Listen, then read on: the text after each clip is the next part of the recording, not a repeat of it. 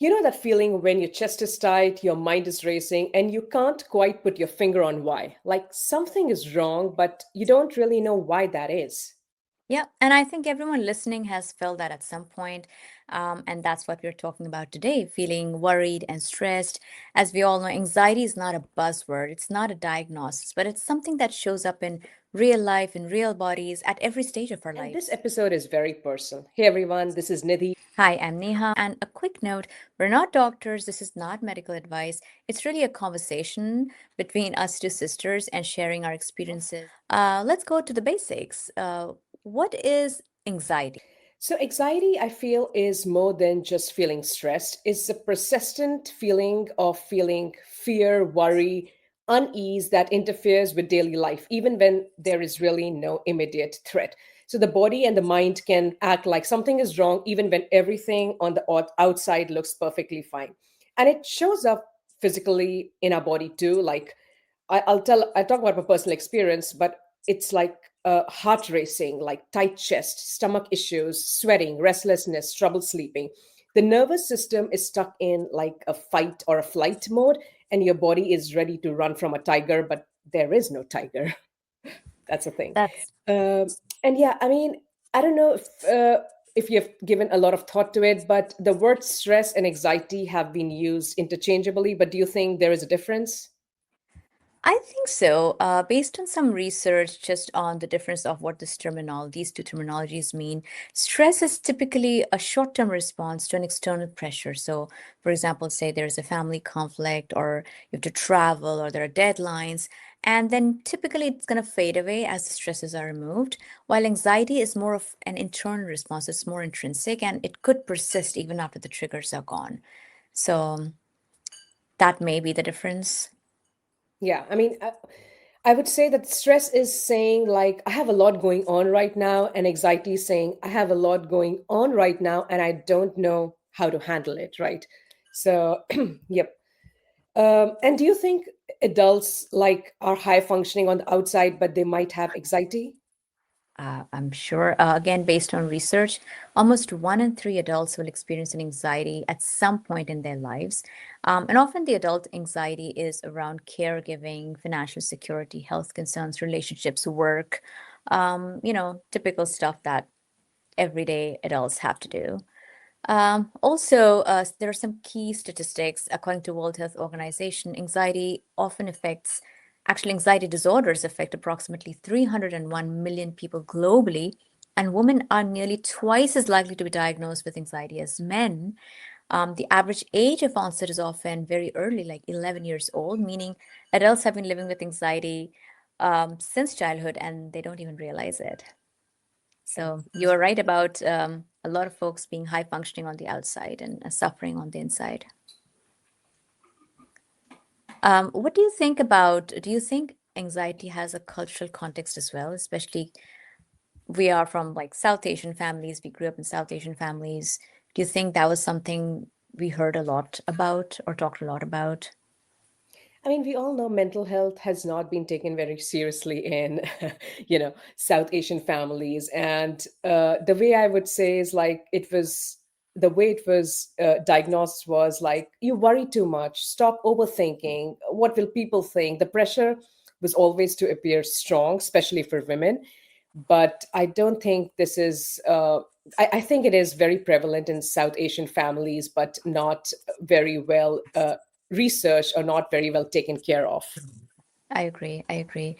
Um, so just going a bit more personal, when was the first time you realized you were experiencing anxiety? Tell you the truth, for a very long time, I never really understood what anxiety felt. I knew about stress because, there were work deadlines and travel and so on, but I never had experienced it for a very long time. And I saw anxiety in my husband sometimes. For example, he would have a lot of travel anxiety and he would talk about, what if my connecting flight got canceled? What if that flight, which is 10 days away, something happens? And I'm like, well, why would he worry about something that's in future? Like, we have no control over it. I had like no clue what he was talking about. But when I started experiencing anxiety myself, which was during pregnancy and postpartum, then everything clicked. I finally understood anxiety isn't logical. It's something you can reason, you cannot reason your way out of it. It's very real, and it's genuinely will make you feel like you are going crazy. And that's when my empathy kicked in, not just for my husband, but for anybody who had anxiety. So I'll talk a little bit about pregnancy. So this was a time when I was pregnant with my now 6-year old Vikram, and it showed up in very specific ways. Like, I used to go for ultrasound appointments, and I used to, my anxiety was like, I'll go in and I'll not hear a heartbeat. And the anxiety was so severe that I used to mentally prepare myself that I will not hear a heartbeat. It was so bad. And I had gestational diabetes. So you had to, so you also know that we had more ultrasound than the rest of the women who did not have gestational diabetes. And it was horrible. My, like, I had so much anxiety. I was sit in the waiting room and my hands like clammy, my heart's pounding, and I'd rehearse what to do when something goes wrong. Everything used to be fine all the time. And I had this relief till the next appointment, but that anxiety was just driving me crazy. And then after I gave birth, I had postpartum anxiety, and that was again very different than when I was pregnant. And I'll give you a few examples, and maybe few women will be able to relate with me. It's like I had a constant fear that he's not breathing, and I know a lot of women have this because in newborns it's hard to say. But later, when he I moved him to his own room, and we sleep trained him, I had this obsessive thought that what if my blanket was on his face. And the thing is, first of all, he was not sleeping with me, and he didn't even have a blanket on his bed. So it was like, why am I even thinking about this thing which is not real? So again, it was like heart palpitation, sweating, waking up constantly. Like, even though I'd sleep trained, I had a sleep monitor, I would wake up every 1 or 2 hours just to see he's fine or not. And all of these intrusive, frightening thoughts would come over. And Yeah, I mean, there's a lot of shame around it. I didn't know what to do with it. There's a lot of emphasis on postmortem depression. Like, whenever I would go for my checkup, it was like, oh, are you feeling numb? Are you suicidal? Are you having these thoughts? But nobody really talked about the worry portion of it. Like, I think it just gets normalized. Like, people say things like, all moms worry, new moms are anxious, that's all fine. But a lot of moms also try to hide it. I feel like I try to hide it a lot because there's so much pressure to look like graceful and strong and grateful. Like, you should be grateful that you have a kid. But yeah, I mean, I just feel like that was a time when I really felt like I'm so on the edge all the time, constantly worrying. And then there's sleep deprivation, which is exhausting, and it just, I think, blends in with anxiety, which makes it worse. Yeah. That's What about you? interesting. Yeah, I mean, I didn't know all of this about you, so clearly you hit it well. For me, especially considering the pregnancy and postpartum, it's just very hard because my son is 20 years old now. Even if I say I will have to remember the feelings rather than like I'll have to really recall the feelings. But of course, I had all sorts of worry about, things that are going on with my body in terms of like, is my baby okay? Like you said, I had gestation diabetes, like, how is it going to impact? And a lot of that was um, either not knowing enough or knowing too much, and then not knowing how to balance all of that, right? I'd read a lot about what are the potential impact of that, or potential problems, and then I'd obsess over what if this happened or that happened or that happened. I mean, clearly there was nothing I could have done except eat well and rest. But in my mind, especially because I was so young, I just didn't know how to filter out good knowledge from knowing that I cannot control consequences no matter how well my intent is. So, yeah, I mean, definitely had a lot of those anxious moments also after his birth. Again, I do not exactly recall, but like as a mom, as a parent, I think all parents, moms and dads, everybody has anxiety. Like, if you have a kid, you will have some level of anxiety because you feel responsible for them at all stages of their lives. And so you wanna control such things such that they are at their best. They always perform the best, they're always happy, but that is not going to happen. It's just not humanly possible. And so at some point you have to start letting go. And maybe I'm at the stage where, my son is obviously an adult. There is really not much I can do. But when he was much younger, I used to constantly wonder if I I'm making the right move. Like, is this class correct for him or not? Um, but I also like over time I started letting go. So I will say, like, potentially for parents, maybe as the kids grow up and they show more independence, perhaps this is how nature is built, which is great in a way, because how long do you want to worry, right? Like over time, kids want to get more independent and they're really not going to listen to you, and they're going to do their thing. And at that point, you have to let go, and then you have to stop worrying. At a point, you have to stop worrying and think about your own sanity. So I know I've veered a little bit away from the topic of postpartum and pregnancy, but like overall thinking about as a parent, we will worry. I know. Um, It's like yeah, your heart walks outside your body, right? I mean, as a parent, you'll always worry, and eventually, you just have to, make peace with it that you just cannot control everything about their life, no matter what. 100%, Yeah. 100%. So I'm wondering, because you mentioned a lot about the fact that you're still going through it, what's been helping you?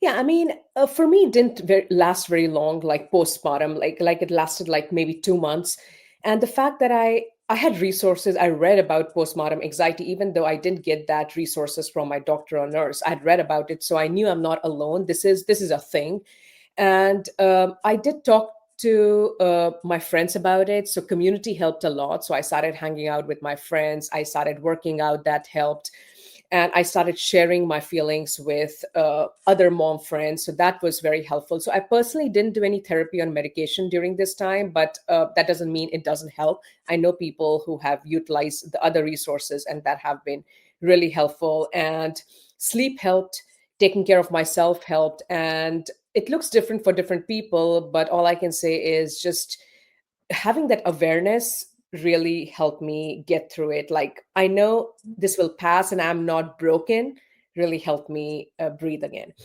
And on adult anxiety, I wanted to cover one more example, a personal example, because at that time I didn't understand that was anxiety, because this was a time, if you remember, Didi, like 2 or 3 years back, when our dad got sick, and that was a time when I had another like kind of anxiety for a couple of months, and it didn't show up the way it showed up for me during pregnancy and postpartum. So it was very different. Our dad got sick, and I had this constant voice in my head, like an editor, always questioning, always worrying, always jumping straight to like the worst case scenario of what might happen.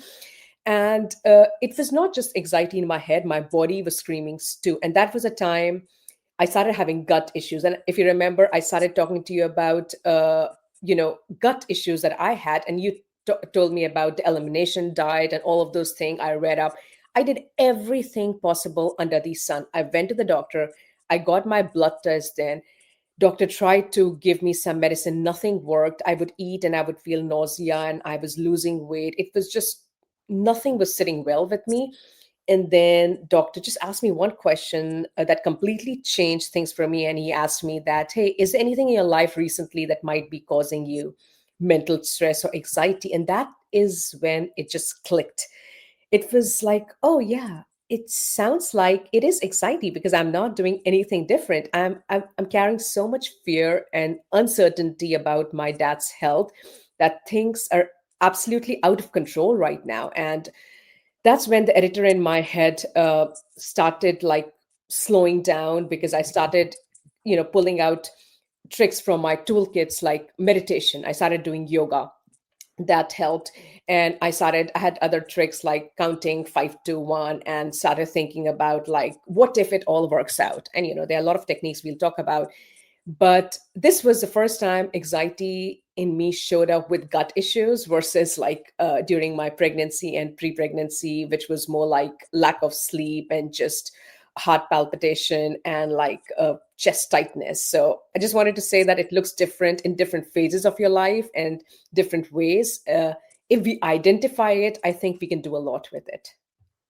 Yeah, that's really well said. Obviously, um, right about when you found out about our dad's health issues, I as well. And I was worried. I had not realized the impact on you was so severe. I know you asked me about it, but I wasn't sure, like, I wasn't really sure what's going on. I thought it's like overall, tired and worried and all of that.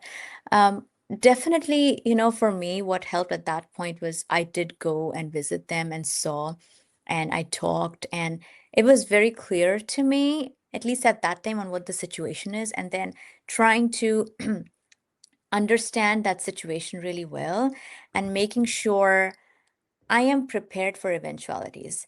So there are only two eventualities, right? Like, and understanding that either is possible and either is it is okay. Either is okay. And what happens when either of those situations happen, right? So really like thinking it through and knowing that I have no control about either of the eventualities. I could plan the heck out of this whole situation and it's gonna fall apart. And it did. Like, oh, like I went to India, I was with them, we planned we are gonna go to this doctor, we talked to so many people, we thought of this diet and that diet, and just about nothing, like nothing went to plan. And lots of things happen after that as well. Um, so there was only that much you could have been anxious about. So my response to that was really helping mommy, talking to her, making sure she feels supported, like being more of like an emotional support pillar of support for her. And I could only be that if intrinsically I was prepared for whatever the eventuality was. So that's how I reframed it. But yeah, you're right. Like any such situation which is unexpected, and you really don't want that to happen. If it happens, then you just don't know how to respond. So anxiety shows up. Yeah, and it was Um, anxiety in me again because I was not there in the front line. Like you were there, and I was here, and I was not able to be with him. So it was a lot of guilt plus anxiety and a lot of things mixed up. But yeah, that was not a good time. But yeah, that you helped me a lot because that was a time you told me, one of the two things can happen, and the more we make peace with it, the better we're going to feel, because this is something we don't control. This is life. This is a circle of life. This is what happens when you have aging parents, and that is the truth. So yeah, yeah. I mean, to be honest, we have no control over pretty much anything in life, our own health included. And so all we can do is do the best. And all we can do for our parents is support them as best as we can, talk to them, uh, you know, be kind to them, understand their trauma. But ultimately, like you said, it's a circle of life. Um, so I was wondering, like in childhood, you mentioned anxiety is newish for you and you kind of really felt it after pregnancy or during pregnancy. Have you ever experienced it during your childhood or do you remember anything about it?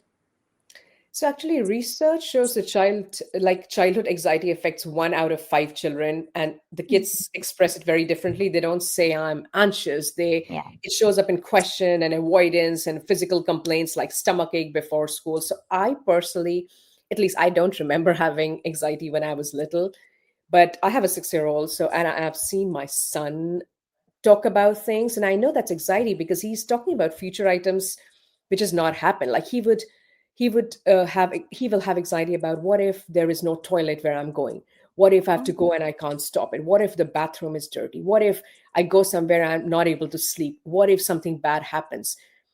And I'm like, why would you think about something like that, like you're a little kid? But the thing is, there's no big stressors. There's no family stress. He goes to a really loving, good school. He has loving house.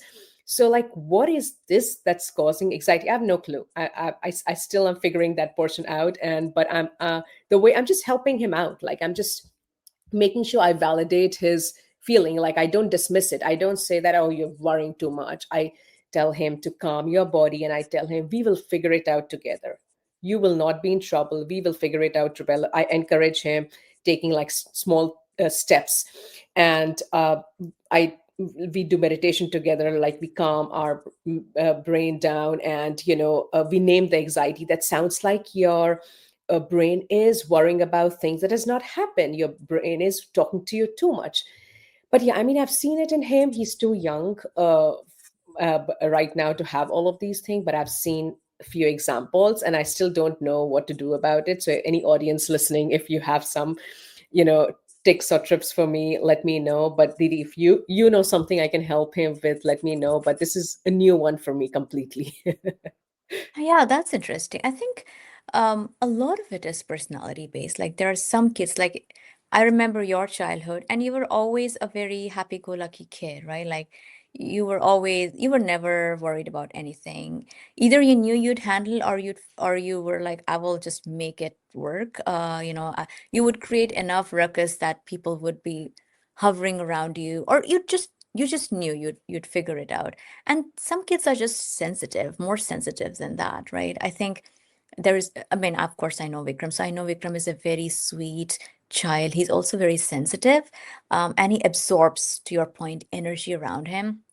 So I think everything that you said is amazing, which is the positive energy he'll absorb that energy and he'll reflect that energy. And then I think the more he is, and this is just my opinion, so I don't know the real scenarios, but the more he's exposed to some of these scenarios and he sees it worked out, the Mhm. more he learned that things eventually work out. Like if he's worried about, he doesn't want to travel for long, and if he does travel for long and it works out, he's like, oh, it was a baseless worry. Or there are other things you mentioned, like something toys taken away. It's like, okay, it's taken away, and so what? You still figured another way to play a game. So I think those things might also help because a lot of the times, because he's sensitive and imaginative and creative, he often imagines things and then he imagines a story out of that imagination. So again, seeing more of reality might help him. But yeah, we're all there, and we can always talk. And I think it's also, this is a weird thing to say because I know Vikram is also more of an introvert. He doesn't like to meet a lot of people or talk or go out. But the interesting thing is, if he does that and he sees everything is okay, he will still be an introvert. He will not suddenly become an extrovert, but he'll be like, oh, that's what it was. I didn't have to worry. I just am going to not go. I just am going to avoid it, and that's okay. Like, that's something that took me a while as an introvert because living in an extrovert or a world that encourages or validates extroversion, I always worried about talking to people because I'd be like, oh, I'm such an introvert. I got nothing interesting to say. I'm so boring. People will just not find me interesting. Like literally, that was my sole thing in talking with other people. It's like people will find me boring and I would have wasted their time. And eventually I'm like, they are wasting my time the whole time. And I don't I don't mind. I truly don't want to talk to some people and they're talking to me and I'm being very empathetic and listening and really a good listener. And how is it that they cannot, like, the moment that kind of understanding of respect came in, which is self-respect is as important as respecting others, then I was able to get over that thing and I was like, well, you better give me the time of the day because I'm giving the time of my day. And so it's just those things. But yeah. Yeah, but you're right. I think exposure helps. Like he used to have anxiety about a lot of other things, like going out and being in a playground, interacting with other kids. Like we go in the playground. Initially, when he was like very shy, it's like, will there be too many kids in the park? It's literally anxiety was like, will there be too many kids and older kids? I'm like, we're just going to the park. You can play with whatever. Now he started going to park a lot, and he's like, all right, everybody's minding their own business. So that anxiety went away. Now there's a toilet anxiety because he was also initially scared of like the flush, and he would like hold his toilet because a flush in the public restrooms are Yeah. too loud.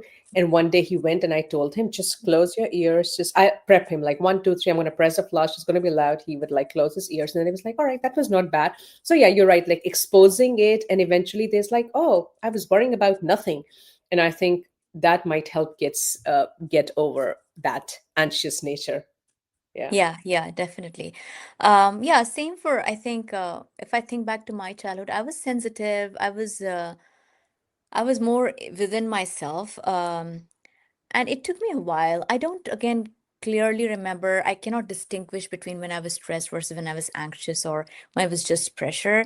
But it it had to come, like, back then in India we were exposed to all sorts of situations and people, and you were either going to survive it or not. So ultimately that's how kids learn. So I think exposure definitely helps. And yeah, like I said, with Vikram, we're all there to talk with him, and he's just an amazing and a very sweet kid. I was also wondering, you talked about, I mean, we talked about childhood, but then there's also another section of population that doesn't get talked about a lot, which is more older. I mean, we are all getting old. We are in our 40s now. Yeah. But When I say older, I mean more senior, maybe, after retirement. And there's some level of anxiety in them as well, as we've seen in our parents. And that doesn't get talked about much.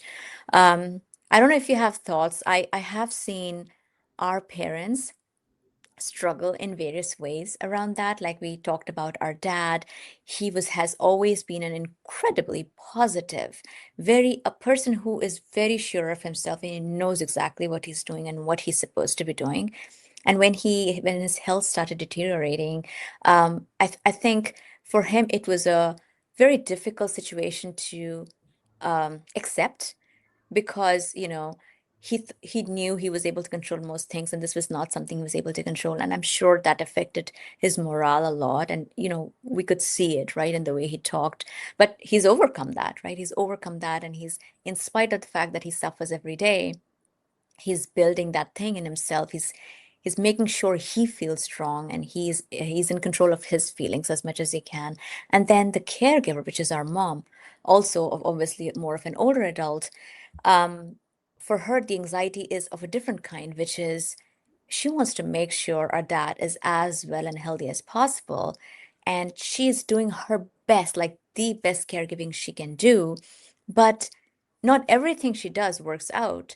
And he's still going to be sometimes not well in spite of everything that she's doing for him. And then it's again, a hard pill to swallow, because it's like, but I did my best. And then there is this thing of blame. Like, I'm doing my best. Somebody can be blamed. Is it that the dad is not doing it right? Is the situation bad? Is the doctor not doing right? And sometimes it's a collection of it. Sometimes it is impossible to analyze. And so I think mom has also done a lot to work in a way that she can holistically solve that problem for herself. Like, she's doing yoga, she is really giving herself time, she's taking rest, like she prioritizes rest for herself, she's started taking help from others, and she's able to dismiss some of the scenarios and say, it's okay, I cannot control it, so let it go.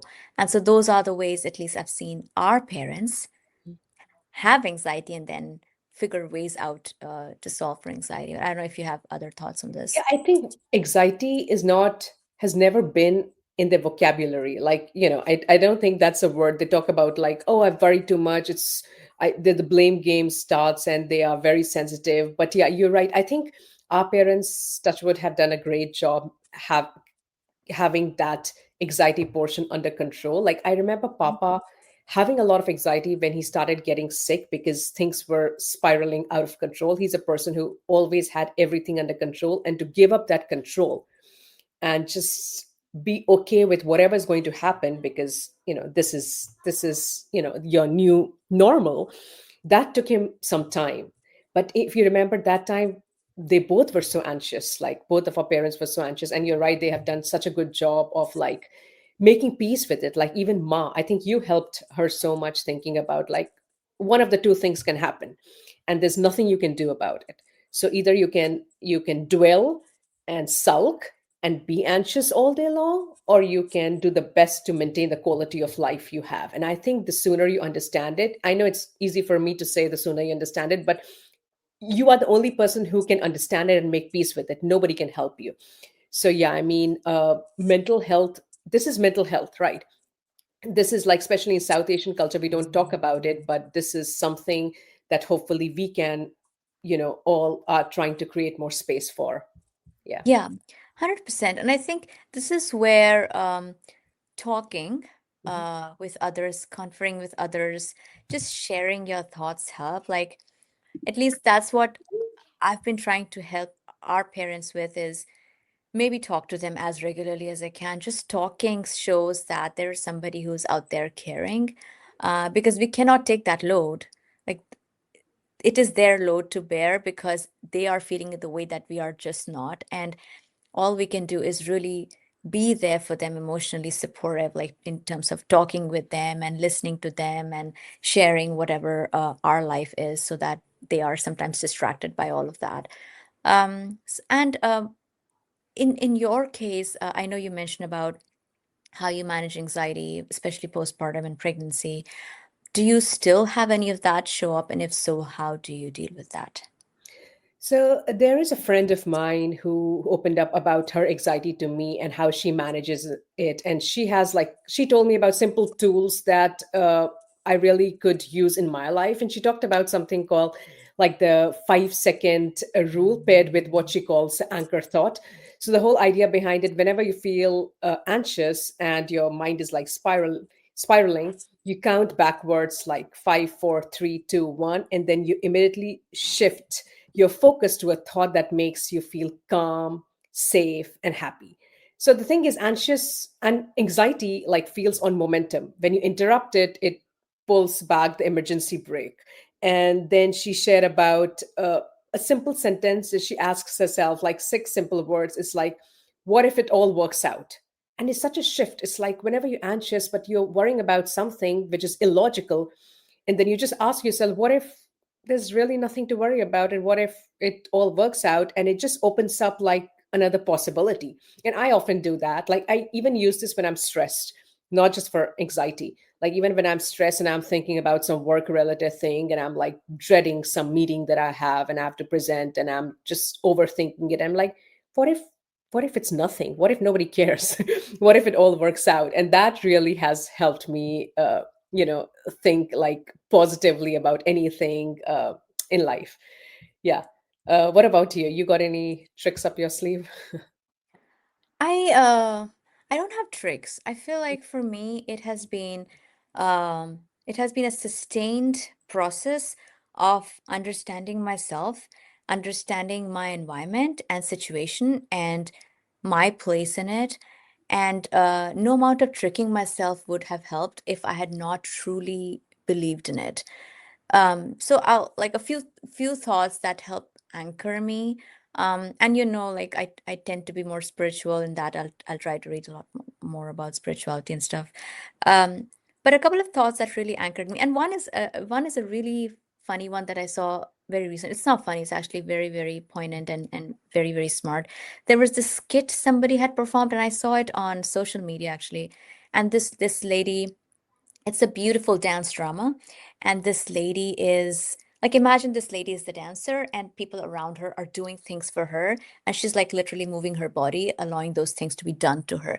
So it's shown like somebody forces her onto a table and makes her write something. And so obviously suggesting she's in school. And then somebody gives her a prize, obviously suggesting she has to do really well at school. And then she goes to college and then forcing her to study. And then she's like forced into a veil because suggesting she's married, and then she's forced into having a baby is given to her, and she's forced into taking care of the baby, and everything is forced on her, and she's just doing it, and she's like a puppet being forced to do it.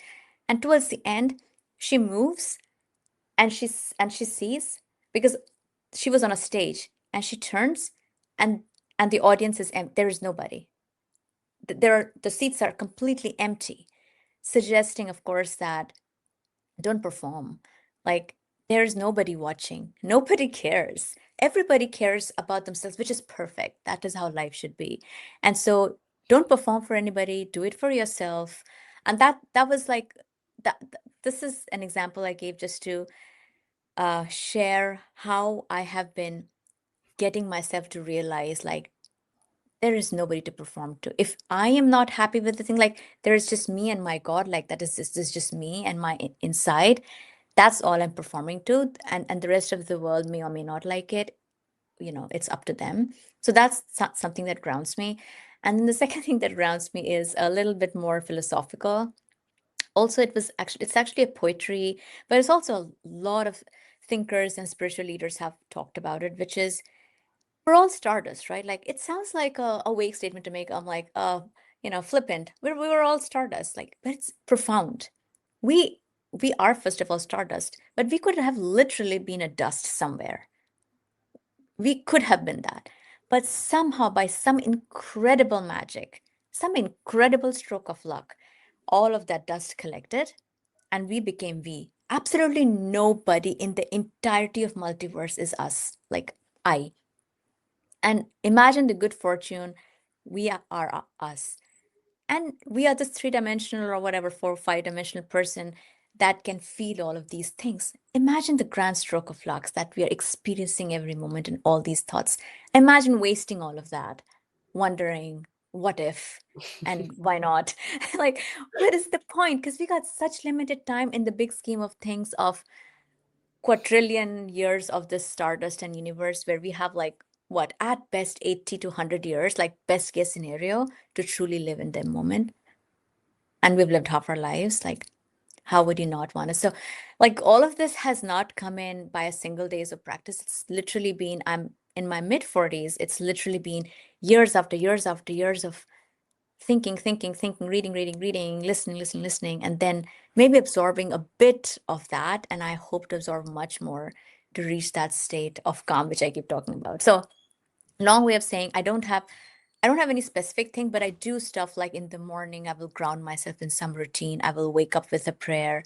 I will do some sort of stretching and, what you could call meditation, like just being quiet, just eating well, resting as much as possible. Because if you're not rested, nothing you do will work. Or your brain will just automatically go in a frenzied gear. So I do think rest is critical, and eating well and moving your body is critical, because physical absolutely impacts your mental and emotional.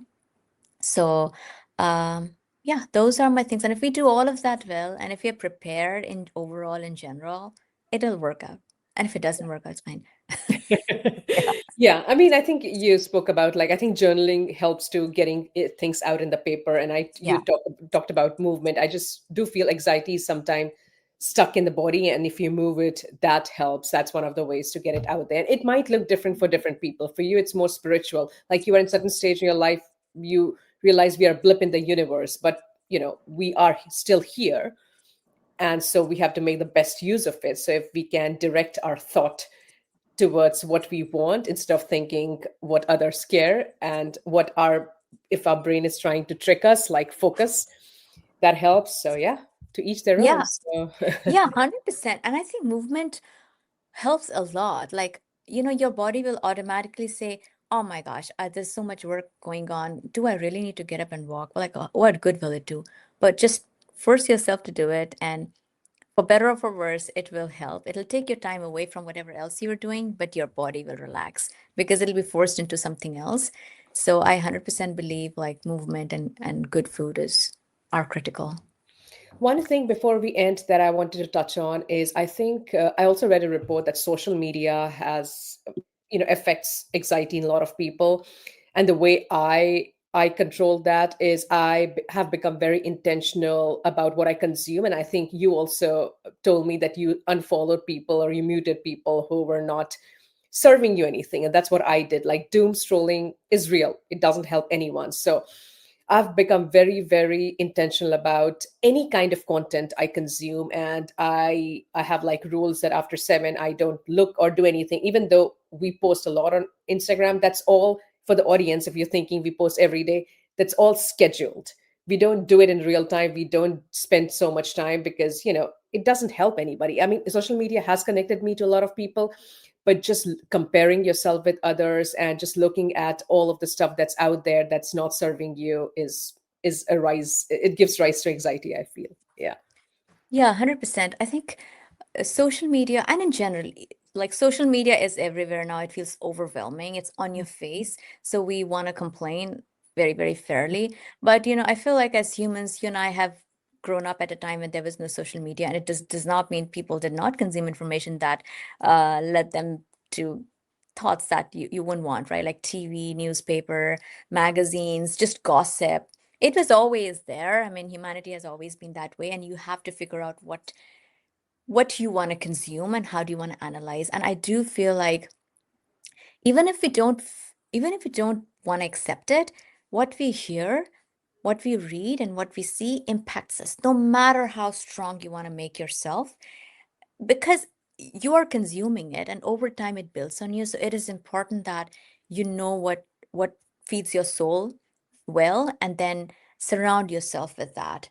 And I will share an interesting example. Again, I learned from social media actually, and potentially because I have surrounded myself in social media sphere with people I want to put my trust in or I want to learn from.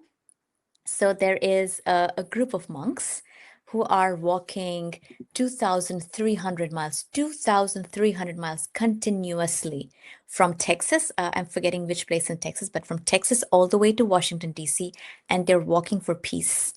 And they're walking, they have a dog, his name is Aloka. And these monks of various ages, they're just walking. And the amount of goodwill they've got from all these southern states, and the support and the love. And I follow them. A lot of people post about that, and also they have their own channel, but I follow them, and I follow their dog Aloka, who got hurt and he was in surgery because it is freezing cold in most states right now. And to walk the whole time with nothing, they got nothing except their clothes that they have on. They don't have food and everything. So whatever somebody gives them, they get, and they're just walking because they want to instill this feeling of peace in the world. And I basically tear up every single morning. I read their update, I cry because the sense of peace and gratitude it gives you is like, wow. Like, so you're right. Like, you could use information and news and what you're consuming to your advantage or disadvantage. It's really up on you. And that feeds your anxiety or not. Yeah, I've seen some of those posts. It's so inspiring. It's like, yeah, what those monks are doing. So that's amazing. Yeah, I think we can end by saying that thank you so much for listening to our experiences, and I hope somebody who is, feeling anxious feels a little bit less alone today. And if this episode resonated with you and reminded you that you're not alone, then please share this episode with somebody. You'll find this everywhere you find your podcast, and you can visit our website at chocolateandspicetalk.com. Absolutely. And, that is the goal of our podcast. We share it in every of our episode, which is we want to explore more such conversations. I mean, conversations about life, about things that either inspire us or worry us or just help us learn. And we want to learn more about you as well. So please leave us a message or a comment. We read all of that. And, we often build these topics and these conversations around something that you've told us. So please share that with us. We love that. And this is all a community where our entire goal is to help ourselves and anyone who's listening to us. So, yeah, thank you for being here with us and for listening and being part of this community. Bye. All right. Bye.